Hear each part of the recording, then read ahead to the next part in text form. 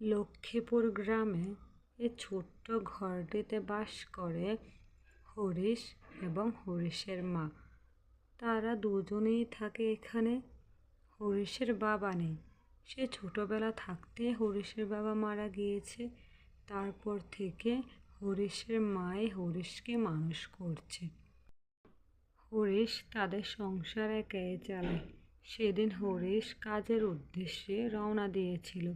সে সবসময় এই জঙ্গলটি দিয়ে যায়, কারণ এই জঙ্গল দিয়ে গেলে তার কাজে একটু তাড়াতাড়ি পৌঁছানো যায়। তাই এই রাস্তা দিয়ে সে সবসময় যায়। হরিশ যে রাস্তা দিয়ে যায় তার পাশে একটি কবরস্থান, কিন্তু হরিশ তাকে ভয় পায় না। হরিশ এসব ভূত প্রেতকে ভয় পায় না, এমনকি সে এসব বিশ্বাসও করে না। তাই সবসময় একাই যায়, কোনো ভয় নেই তার। সেদিন কাজ থেকে ফিরতে হরিশের সন্ধ্যা হয়ে গিয়েছিল। সে এই জঙ্গল দিয়ে তার বাড়িতে ফিরেছে।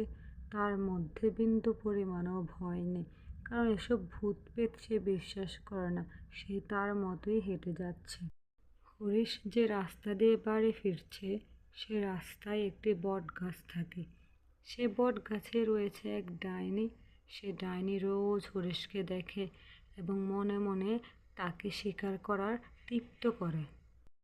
এই ছেলেটা রোজ এই রাস্তা দিয়ে যায়, আজকে তো আমি তাকে অনুসরণ করব, দেখবো সে কোথায় যায়। আজকে আমি ওর পিছু পিছু যাব, দেখবো সে কোথায় যায়। আজকে তো আমি ওকে আমার শিকার করে ছাড়বো, কে রক্ষে করবে। তারপর ডাইনি হরিশকে একটি জঙ্গলের মধ্যে আটকিয়ে নিল। তারপর যা হলো।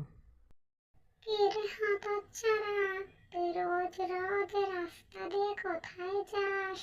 আজকে তো দেখছি রাত হয়ে গিয়েছে, তোর কি একটুও ভয় করে না?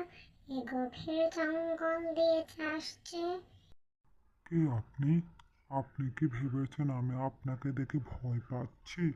আমি বিন্দুমাত্র ভয় পাই না।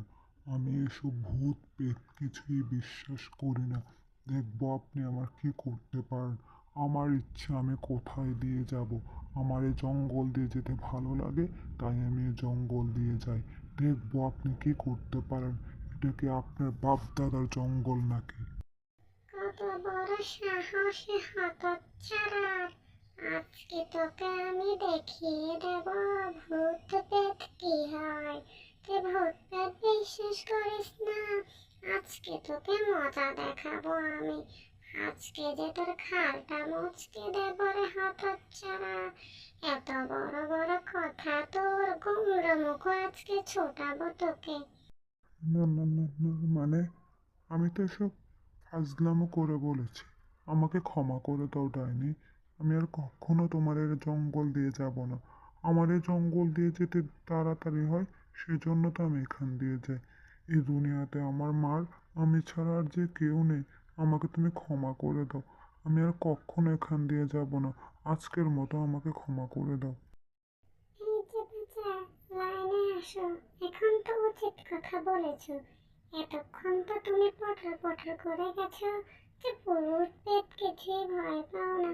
এখন কেন হাঁটু কাঁপছে? আজকে তোকে কেউ রক্ষা করতে পারবে না আমার থেকে। তোকে তো আজকে আমি শিকার করেই ছাড়বো। আমার শুধু একটাই ভয়, বৃষ্টি যেন না আসে। তারপর হঠাৎই বৃষ্টি শুরু হলো। বৃষ্টি দেখে ডাইনি কেমন জানি করছে। আমার তো ভয় লাগছে। ডাইনি এমন করছে কেন? তার মানে ডাইনি কি বৃষ্টিকে ভয় পায়? ডাইনি একটু আগে বলেছে সে সব কিছুকে ভয় পায় না, শুধুমাত্র বৃষ্টিকে ভয় পায়। তার মানে আমার ভালোই হয়েছে। আমার ভাগ্য ভালো। এখন আমি পালাই। তারপরে হরিশ তার জীবন নিয়ে ফিরে আসতে লাগলো। তখন হঠাৎই বৃষ্টি থেমে গেল। হঠাৎ সে বৃষ্টি কোথায় থেকে বা আসলো, সে চিন্তা করতে করতে বাড়ির দিকে চলে যাচ্ছে।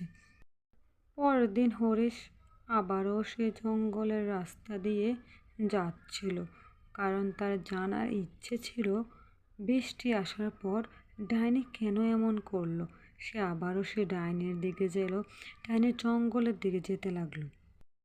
আচ্ছা ডাইনি বুড়ি, ওই দিন বৃষ্টি আসার পর তুমি এমন করছিলে কেন? মনে হচ্ছিল বৃষ্টি তোমার জম, বৃষ্টি তোমাকে খেয়ে ফেলবে। তুমি এমন করছিলে কেন? এটা জানার জন্য আমি এসেছি। আমার সেই রাতে ঘুম হয়নি। কেন তোমার এমন হয়েছে? আমাকে সবটা খুলে বলো। আমার খুবই চিন্তা হচ্ছে।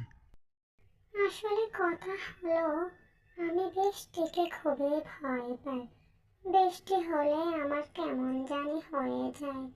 আমার শুধু এই জিনিসটাকেই ভয়, বৃষ্টি আসলে আমি আর কিচ্ছু ঠিক রাখতে পারি না। বৃষ্টি আসলে আমি কাউকে স্বীকারও করতে পারি না। সেজন্যই ওই রাতে আমার এমন হয়েছিল। তোর কপাল ভালো দেখে তুই বেঁচে গেছিস। যাক, ভালোই হলো। আমার ভাগ্য ভালো বলে সে রাতে আমি ডাইনির হাত থেকে বেঁচে গিয়েছি। ভালোই হয়েছে সে রাতে বৃষ্টি হয়েছে। কথায় আছে, শেষ ভালো যার সব ভালো তার।